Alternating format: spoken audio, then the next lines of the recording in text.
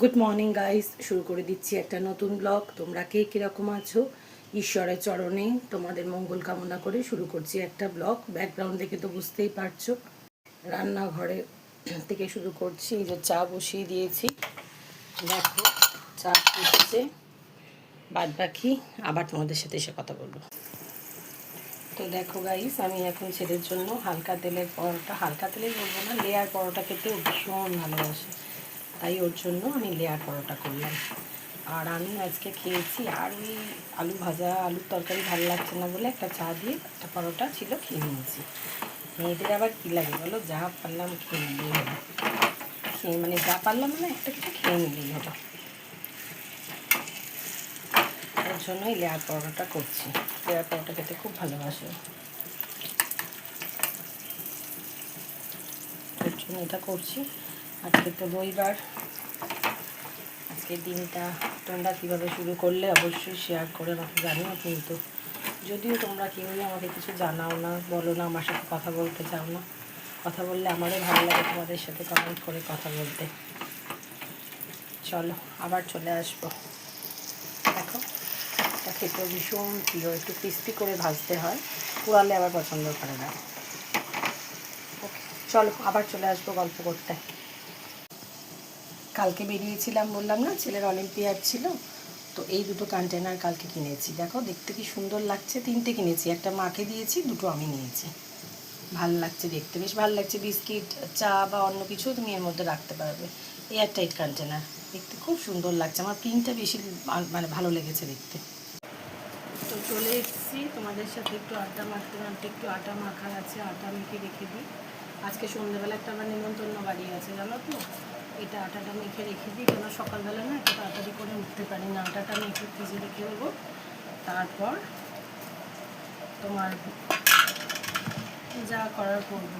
ভাবলাম যে তোমাদের সাথে একটু আড্ডা দিতে দিতে আটাটা মাখি।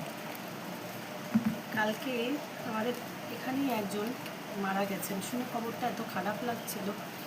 মৃত্যুর খবরটা খুব মনটাকে খারাপ করে দেয়। দেখবে কিছুই না, তিনি তো কারোর না কারোর বড় আত্মীয় ছিলেন। খুব মনটা খারাপ লাগছিল, ভীষণ মনটা খারাপ লাগছিল কালকে। জীবন তো এইভাবেই চলে বলো, কখনো কোনো জন্ম হচ্ছে, কখনো কত মৃত্যু, শুধু জন্ম মৃত্যু নিয়েই চলছে, এইভাবেই জীবন চলে যাচ্ছে। আর মৃত্যু অবশ্যম্ভাবী, তুমি যখন জন্মেছ মৃত্যু হতেই হবে, মৃত্যু হতেই হবে, এভাবেই চলছে। আবার সামনের সপ্তাহে উল্টো রথ আছে, মেলার কথা মনে করলেই ভারী আনন্দ হয়। মেলা আসবে, মেলা দেখতে যাব, খুব আনন্দ লাগে। তোমরা আজকে কে কী রান্না করছো গো, কী প্রিপারেশন করবে? রবিবার দিনটা তো একটু স্পেশাল বলো, একটু সময়ের ব্যাপার, কিন্তু আমার হাউস ওয়াইফদের কাছে স্পেশাল না, বিকজ তাদের কাছে তো প্রত্যেকটা দিনই একই রকমই থাকে। সংসারের সমস্ত কাজকর্ম সারা, ছেলের পড়াশুনো করানো, সমস্ত কিছু নিয়ে এগোতে হবে। ছেলেকে বললাম যে তুই একটু নিজে নিজে পড়, আমি আসছি, একটু কাজটা গিয়ে রাখি, তারপর আবার কী রান্না করব দেখি। রান্না তো কিছু না কিছু করতেই হবে। আর সন্ধ্যাবেলা ওদিকে বার্থডে নেমন্তন্ন আছে। আর দেখো বৃষ্টি আরম্ভ হয়েছে সকাল থেকে, বৃষ্টি, আকাশটা একটু কালো করে আসছে, বৃষ্টি হচ্ছে, এইভাবেই চলছে।